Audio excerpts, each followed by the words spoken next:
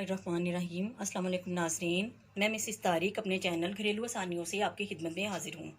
और आज मैं आपके लिए बहुत ही मुफीद टिप किचन बर्फ़ से रिलेटेड लेकर आई हूँ। अक्सर घरों में पानी क्योंकि इसको निकालने के लिए बहुत ज़्यादा पानी की ज़रूरत होती है, लेकिन आज जो टिप आपके सामने मैं बताऊँगी उससे बिल्कुल पानी भी नहीं लगेगा और आसानी से आपकी बर्फ़ जो है वो भी निकल जाएगी। ये मैंने चूल्हे को जला लिया है, हल्की आंच पे मैंने आंच उसकी जला ली है। अब ये मैं उसके ऊपर रखूँगी। ये देखिए चूल्हे में मैंने आग हल्की से जला ली है।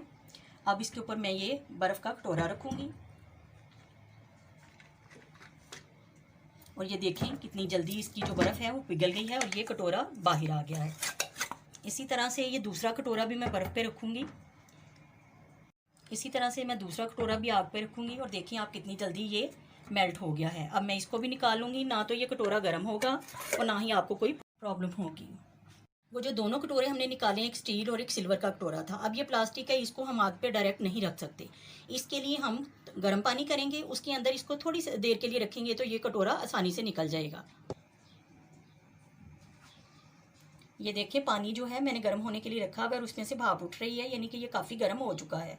अब हम इसके अंदर ये बर्फ़ का कटोरा रखेंगे और देखिए रखते ही रखते वो इसकी जो बर्फ़ है वो साइडों से पिघलना शुरू हो गई है और ये अब आसानी से निकल जाएगा। कितनी आसानी से ये बर्फ़ भी इसमें से निकल गई है। ये देखें कितनी जल्दी बगैर पानी के आपकी बर्फ़ जो है वो बर्तनों में से निकल चुकी है। इसके अलावा आपने कोई भी खाने पीने की चीज़ अगर किसी चीज़ में फ्रीज़ की हुई है तो आप उसको आग पे रख के निकाल सकते हैं। अगर किसी की प्लास्टिक के बॉल में आपने उसको सेव किया है, कोई भी खाने की चीज़ है, कोई जूस है या कुछ भी है और आप उसको निकालना चाहते हैं तो वो बर्तन टूट जाता है किसी चीज़ से निकालने के लिए। लेकिन अगर आप उसको गर्म पानी में रख के मेल्ट करेंगे और वो आसानी से निकल आएगी। और अगर कोई धात की चीज़ है तो वो आपको आग पे रखने से आसानी से निकल जाएगी।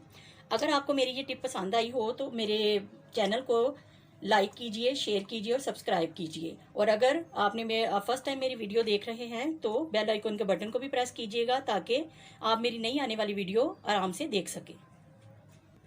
शुक्रिया।